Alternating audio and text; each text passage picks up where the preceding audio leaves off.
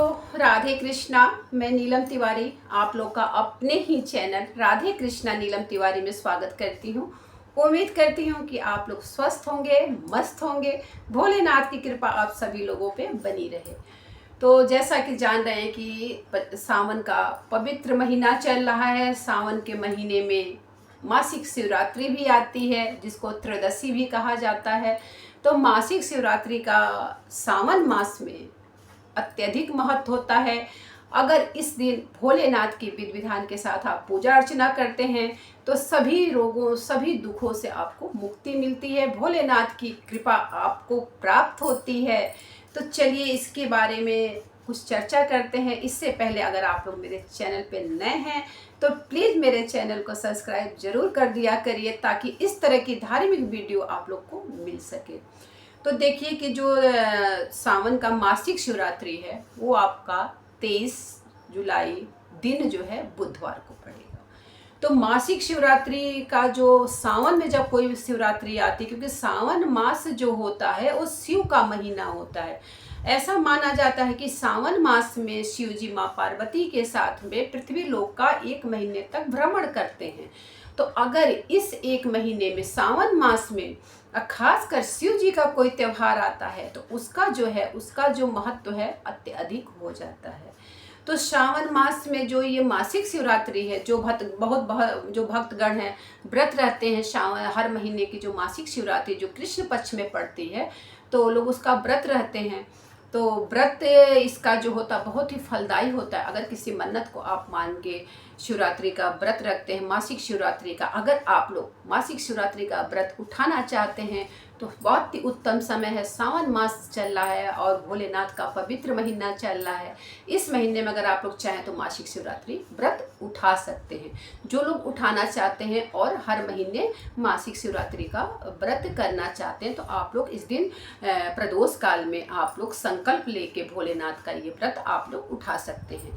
देखिए, मासिक शिवरात्रि का जो पूजा का विधान है उसका क्या है कि अगर इस दिन आप पार्थिव शिवलिंग की पूजा करते हैं तो इसका महत्व अत्यधिक होता है। पार्थिव शिवलिंग का क्या करना है, आप लोग को एक परात लेना है। परात में आपको मिट्टी साफ सुथरी होनी चाहिए। काली मिट्टी ले सकते हैं, पीली मिट्टी ले सकते हैं, सफ़ेद मिट्टी ले सकते हैं। वैसे तो मिट्टियों का भी विधान होता है कि क्षत्रिय के लिए कौन सी मिट्टी होती है, ब्राह्मण के लिए कौन सी मिट्टी होती है, शूद्र के लिए कौन सी मिट्टी होती है। जो चार वर्ग होते हैं, चारों वर्ग के लिए अलग अलग मिट्टी का विधान बताया गया है। लेकिन आप कोई भी मिट्टी ले सकते हैं, किसी भी जाति धर्म का इसमें कुछ लेना देना नहीं होता है, क्योंकि भगवान तो सबके होते हैं ना। तो इसलिए अगर आप पार्थिव शिवलिंग अगर बनाना चाहते हैं तो उसका हम आपको बताते हैं कैसे बनता है। एक परात लीजिए। परात लेने के बाद मिट्टी को आप चाल लीजिए। कोई भी मिट्टी आप लाते हैं उसको भिगो दीजिए। भिगोने के बाद में आपको क्या करना है, जो बेल पत्र होता है 3 पत्तों वाला, उसको पहले परात में या थाली में उसको रखना है। फिर मिट्टी में हल्का सा गंगा जल डालना है। गंगा जल डालने से मिट्टी का जो पार्थिव शिवलिंग होता है उसका प्रभाव अति ही शक्तिशाली हो जाता है। जब आप पूजा करने बैठे तो उसका फल आपको ज़्यादा, अगर गंगा जल का एक बूंद भी डाल के और आप पार्थिव शिवलिंग बनाते हैं तो 3 बेल पत्र जो हैं उसको जरूर रखना चाहिए। वो माता का हस्त कमल माना जाता है। अगर आप बेल पत्र पे रख के पार्थिव शिवलिंग बना के पूजा करते तो यकीन मानिए आपकी कोई भी मनोकामना, जो मनोकामना से आप पार्थिव शिवलिंग बनाते हैं, अपने हाथों से अच्छे से उसको डिजाइन देते हैं, अच्छों से बनाते हैं, यकीन मानिए जिस भावना से आप पार्थिव शिवलिंग का निर्माण करते हैं और जिस कामना से करते हैं वो कामना अवश्य पूर्ण होती है। इसका 100% गारंटी देती हूँ। तो उसको बनाना है। पार्थिव शिवलिंग 3 पत्तों में आप बना लीजिए, अच्छे से सुखा लीजिए। और सुबह की पूजा जैसे आप करते हैं शिव जी का, अगर मंदिर पास में तो वहाँ जाइए, जल अभिषेक करिए, जो चीज़ चढ़ाना चाहिए। लेकिन जो मासिक शिवरात्रि की जो पूजा होती है वो प्रदोष काल में विधि विधान के साथ इसकी पूजा की जाती है। तो प्रदोष काल की पूजा आपकी कितने बजे होगी इसको जान लीजिए। 23 तारीख को जो प्रदोष काल की पूजा का समय आपका है 7 बजे से 8:15 बजे तक का जो आपका टाइम होगा वो प्रदोष काल का टाइम है।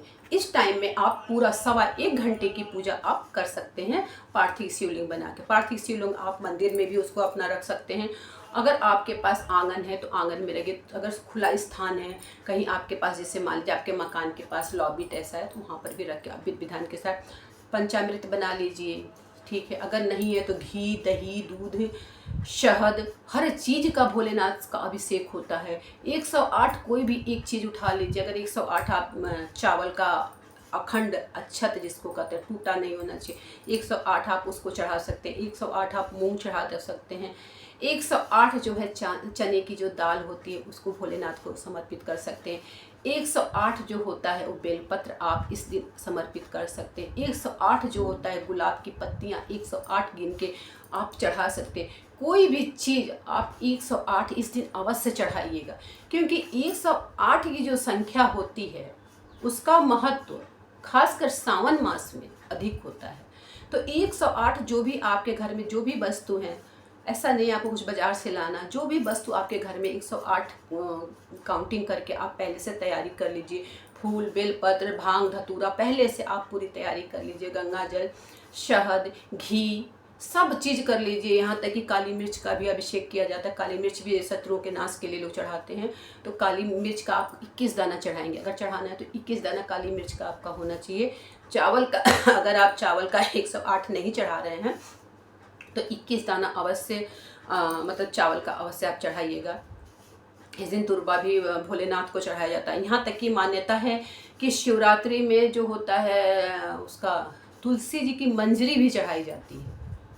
उसका पत्ता नहीं, मंजरी, मंजरी जिसको कहते हैं, वो भोलेनाथ को समर्पित शिवरात्रि में किया जाता है। मंजरी का भी इसमें विधान है, तो अगर आप चाहें तो मंजरी भी चढ़ा सकते हैं।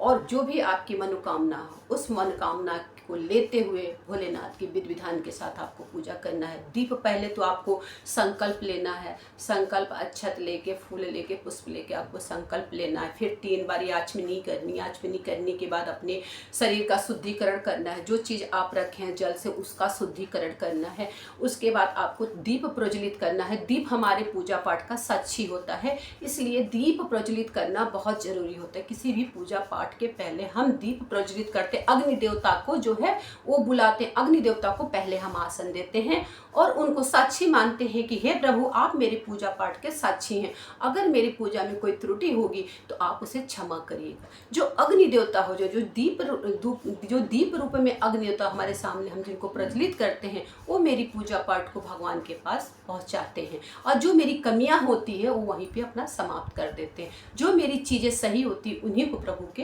पास करते। इसीलिए पहले दीप प्रज्वलित जरूर करना चाहिए। दीप प्रज्वलित करते समय भी दीप प्रज्वलित करने का भी मंत्र होता है। उस मंत्र को बोलते हुए दीप को आपको प्रज्वलित करना है। घी का दीप आप लगाइए। तिल का भी अभिषेक इस दिन अवश्य करिएगा। चावल का भी अभिषेक अवश्य करिएगा। ठीक है, जो भी आपके घर में चीज़ें हैं उनका अभिषेक अवश्य करिएगा। चीज़ें साफ़ सुथरी होनी चाहिए। फल भी आप चढ़ा सकते हैं। ठीक है, अगर आप 108 कोई फल भी चढ़ा सकते हैं, जितनी आपकी सामर्थ्य हो। भोलेनाथ तो थोड़े में ही खुश होते हैं, लेकिन 108 की गिनती जो होती है ना मासिक शिवरात्रि में बहुत अच्छी होती है। क्योंकि ये मैंने अपने गुरु, जो हम जिससे हमने गुरुमुख हुए हैं उन गुरु के द्वारा ही मैंने ये चीज़ सुना है कि अगर आप 108 चीज़ों का अगर भोलेनाथ का अभिषेक करते हैं तो उसका फल मिलता है। क्योंकि ये मेरे गुरु जी हैं उनका बताया हुआ चीज़ मैं आपको बता रही हूँ। क्योंकि मेरे गुरु जी बहुत अच्छी चीज़ें बताते हैं, काफ़ी नॉलेज वाले हैं, और जो चीज़ें बताते हैं वो सटीक बताते हैं, सही बताते हैं, और वही चीज़ हम आप लोग को भी बताते हैं। ठीक है, तो ये मेरे गुरु जी का बताया है कि अगर मासिक शिवरात्रि खासकर अगर सावन मास में पड़ती है और 108 चीज़ों का भोलेनाथ का अभिषेक करती हैं तो उसका फल अत्यधिक मिलता है। और ये सही है, सटीक है, क्योंकि मैंने खुद किया है और खुद इसका फल अपने जीवन में मैंने पाया है। इसलिए हम आप लोग से कहते हैं कि 108 चीज़ों का आप लोग इसमें वो करिए। और कोई भी महिला अगर अगर फल कोई छोड़ना चाहती है, मान लो नया व्रत उठाती है, नया व्रत बहुत लोग उठाते हैं मासिक शिवरात्रि का, तो एक फल साल भर के लिए छोड़ देते हैं कि ये फल प्रभु हम नहीं खाएंगे जब तक मेरी ये मनोकामना पूर्ण नहीं होती है। तो जिस मनोकामना के लिए जो फल आप छोड़िए उस फल को साल भर तक आपको नहीं खाना है। तो इसलिए अगर आप फल छोड़ने का कोई विचार करनी तो सोच समझ के कोई फल छोड़िएगा, क्योंकि उसको बीच में अगर खा लेती हैं तो व्रत वो चीज़ आपका खंडित हो जाता है। ठीक है। है, वो जो मन्नत मानती हैं वो मन्नत आपकी खंडित हो जाती है। तो फल छोड़ने के पहले सोच लीजिएगा कि कौन सा फल हमको छोड़ना है साल भर तक के लिए, ठीक है। तो इस तरह आपको पूजा पाठ करना है। आप बहनों से खास निवेदन है कि काला वस्त्र नीला वस्त्र मत पहनिएगा इस दिन, क्योंकि देखिए ये सावन का मास चल रहा। सावन का मास तो समझिए कि महिलाओं के शौक श्रृंगार के लिए 16 श्रृंगार का महीना है। भोलेनाथ तो इस समय पृथ्वी पर रहते, माँ पार्वती के साथ रहते। माँ पार्वती अखंड सौभाग्य देने वाली देवी हैं। तो इस देवी का हम लोग पूजा पाठ कर रहे हैं, भोलेनाथ के साथ कर रहे हैं, तो हम लोग को 16 श्रृंगार में एक दुल्हन की तरह भी मासिक शिवरात्रि का पूजा प्रभु के साथ करना है। क्योंकि देखिए बिना पति के पत्नी नहीं आती, बिना पत्नी के पति नहीं आता है। तो माता पिता दोनों की पूजा हम कर रहे हैं, तो हम अगर भगवान ने हमको उस योग बनाया है, उस लायक बनाया है, तो अपने 16 श्रृंगार में अपने बैठ के अपने भोलेनाथ की, अपनी माँ की पूजा करें, तो इसका फल आप लोग को जरूर मिलता है। और जब आप पूजा कर लेती हैं, जो जल लास्ट में आप जो जल चढ़ाती हैं प्रभु को, तो उस जल को आपको अपने पहले कंठ में लगाइए, फिर नेत्रों में लगाइए, फिर माथे पे लगाइए, ठीक है। इससे जो होता है आपकी जो कंठ की जो कंठ होता है वो शुद्ध होता है, आपकी भाषा जो होती है शुद्ध होती है, आँख तेजस्वी होती है, और जो सोचने की दूरदर्शी आपकी सोचने की शक्ति प्राप्त होती है सिर्फ एकमात्र उस जल से, ठीक है। और आपके जो और आता है चेहरे पे एक तेज आता है। तो भगवान के जल को व्यर्थ मत जाने दीजिए, उसको अपने नेत्रों में लगाइए, अपने कंठ में लगाइए, अपने जो है माथे पे लगाइए। तो इस तरह आपको पूजा पाठ करना है। पूजा करने के बाद आप जो भोग लगाते हैं, इस दिन अगर आप चाहें तो पंजीरी भी बना सकती हैं, पंजीरी के भी भोग भगवान को लगता है, लगा सकती हैं मासिक शिवरात्रि में। और भगवान के शिव चालीसा पढ़िए, शिव स्तुति करिए, श्री शिव शिवाय नमस्तुभ्यम का जाप कर सकती हैं, साम सदाशिव का भी जाप कर सकती हैं। जाप आपको मन में करना है, नाम जाप मन में होता है, जीभ नहीं मुंह नहीं हिलता है, जीभ नहीं मिलती है। जीभ जो होती है वो यहाँ तालू में लगी रहती है और नाम जाप चलता रहता है, और पूजा पाठ की सामग्री आप चढ़ाती रहेंगी। अगर कोई योग सुयोग पंडित आपको मिल जाए तो वो बहुत उत्तम है। इस दिन आप रुद्राभिषेक भी कर सकती हैं शाम के टाइम, क्योंकि प्रदोष काल में भगवान शिव की पूजा बहुत ही महत्वपूर्ण होती है। तो इस तरह हमारी बहनों हमारे भाइयों आप लोग पूजा करिए, भोलेनाथ का जो है आशीर्वाद जरूर अपने जीवन में ग्रहण करिए। भाई लोगों से निवेदन है कि सर ढक के पूजा करिएगा। अगर आप ब्राह्मण हैं तो जनेऊ जरूर धारण करिएगा। देखिए जो ब्राह्मणों के 3 लक्षण होते हैं, ये मेरा सब्जेक्ट नहीं, लेकिन मैं यहाँ बता रही हूँ, जो ब्राह्मण होते हैं, ब्राह्मण पुरुष भाई के लिए भी शास्त्र में कुछ चीज़ें बताई गई हैं। जैसे हमारा सिंदूर हमारी पहचान होती है कि हम जैसे सुहागन स्त्री हैं, हमारी सिंदूर, हमारी बिंदी, हमारी चूड़ी हमारी पहचान होती है, मंगलसूत्र। उसी तरह हमारे जो पुरुष भाई हैं उनका पहचान क्या होता है, माथे पर, अगर ब्राह्मण हो तो माथे पे तिलक होना चाहिए, जनेऊ होना चाहिए, शिखा होना चाहिए। ये 3 जो होते हैं ब्राह्मणों के पहचान होते हैं, ब्राह्मणों के लक्षण होते हैं। ब्राह्मण होना आसान बात नहीं होता है, बहुत पुण्य के बाद इंसान ब्राह्मण योनि में जन्म लेता है, ब्राह्मण कुल में जन्म लेता है। तो जिस तरह एक सुहागन की मांग का सिंदूर देख के यमराज भी डर जाते हैं, यमराज भी उस स्त्री के सामने आने से सोचते हैं 100 बार। अगर आपने जनेऊ अपने शरीर में धारण किया है ना, तो आपकी बहुत चीज़ों से रक्षा होती है भाइयों, इसलिए जनेऊ जरूर धारण किया करिए। अगर आपके यहाँ जनेऊ संस्कार आपका हो चुका है तो जनेऊ को आप लोग जरूर पहना करिए। देखिए जो हमारे संस्कार हैं ना, सनातन संस्कार है ना, बहुत अच्छे हैं। अगर हम उनको अपना के आगे बढ़ते हैं, ऐसा नहीं कि संस्कारों में आपकी खूबसूरती नहीं निखरती है, संस्कार में रह के महिला सुंदर नहीं लगती है कि आप साड़ी पहनती तो सुंदर नहीं लगती, माथे पे बिंदी है तो क्या आप गंवार हैं? नहीं है, ठीक है। मांग में सिंदूर भरती तो आप गंवार हैं, हाथ में चूड़ी पहनती तो आप गंवार नहीं। एक पढ़ी लिखी एजुकेटेड महिलाएं भी ये सब काम करती हैं, ऐसा नहीं है। धर्म अलग है, पढ़ाई अलग है, हमारा सनातन धर्म अलग है, हमारे रीति रिवाज अलग हैं। अब महिलाएं वही महिला होती है जो अपने रीति रिवाज, अपने खानदान के जो परंपरा है उसको आगे लेके चले, ठीक है। ये तो मेरे सब्जेक्ट से हट के था। तो इस तरह आप लोग पूजा पाठ करिए। भाई लोग जनेऊ जरूर धारण करके आप लोग पूजा करिएगा। गमछा जरूर डाल लीजिएगा, सर जरूर ढक लीजिएगा, क्योंकि ऐसा माना जाता है कि अगर हम स्त्री हैं तो बिना सर ढके अगर हम पूजा करते थे, उस समय केतु का प्रभाव हमारे सर पे होता है। और केतु का प्रभाव होने से हमारा पूजा जो है वो सफल नहीं होता जब तक ये सर नहीं ढका होता है। सर में इतनी सारी नकारात्मक चीज़ें होती हैं कि सर हर नकारात्मक चीज़ों को जो है आकर्षित करता है, चाहे वो महिला हो चाहे पुरुष हो। इसीलिए देखिए मंदिर में भी विधान है कि सर ढक के जाइए।